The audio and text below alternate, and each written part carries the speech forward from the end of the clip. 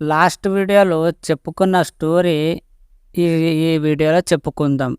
ప్రేమ. అన్నిటికీ నాకు కన్ఫ్యూజనే. సరు, ఏంటి బావా రమ్మన్నావు? ఏమైనా సీరియస్ విషయమా? అయినా ఇంట్లో మాట్లాడకుండా రోడ్డు మీద ఏంటిది అంతా? ఏంటో తన ముందు బెదరగొట్టేసింది. ఎలా చెప్పాలో అర్థం కాలా. నీళ్ళు నములుతున్నా.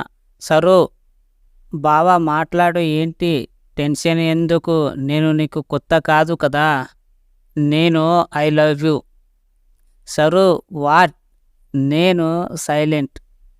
సరు, ఏంటి బావా ఇది? మా ఇంట్లో వాళ్ళకి తెలిస్తే ఏమవుతుందో ఆలోచించావా?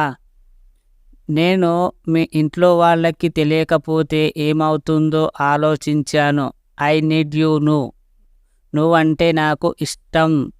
నాకు నీతో కలిసి ఉండాలని ఉంది. నేను నా చిన్నప్పటి నుండి ఇష్టపడుతున్నాను, కానీ ఎప్పుడు చెప్పలేకపోయాను. ఇప్పుడు చెప్పకపోతే ఇక ఎప్పటికీ చెప్పాల్సిన అవసరం ఉండదు. ఇంట్లో వాళ్ళు ఒప్పుకోకపోతే మనం బయటికి వెళ్ళిపోదాం. సరు, చి ఈడియట్. ఏంటో మైండ్ అంతా బ్లాక్ అయ్యింది సడన్గా. తన చెయ్యి నా చెంప మీద నాట్యం ఆడింది అని తర్వాత అర్థమయ్యింది. ఒక్కసారి బస్టాప్లో చూసా, ఎవరైనా చూశారేమో అని. ఒక అమ్మాయి ఎవరో నా వైపే చూస్తుంది.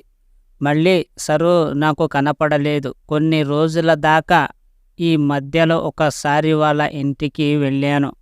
ఒక్కసారి మాట్లాడాలని తను మామూలుగానే ఉంది.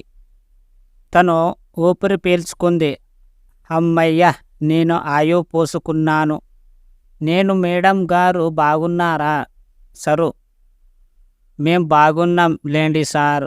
ఊరికేనే రారు కదా మహానుభావులు. ఏంటో చెప్పండి. తను నా కళ్ళల్లోకి చూసింది సూటిగా. నాకు చాలా బాధగా అనిపించింది. తనని ఎక్కడ మీన్ చేసుకుంటానేమో అని. అప్రయంతంగా కళ్ళల్లో నీళ్లు తిరుగుతాయి. అక్కడ నుండి వెళ్ళిపోయాను తనతో మాట్లాడలేక. రెండు రోజుల తర్వాత సరు కాల్ చేసింది.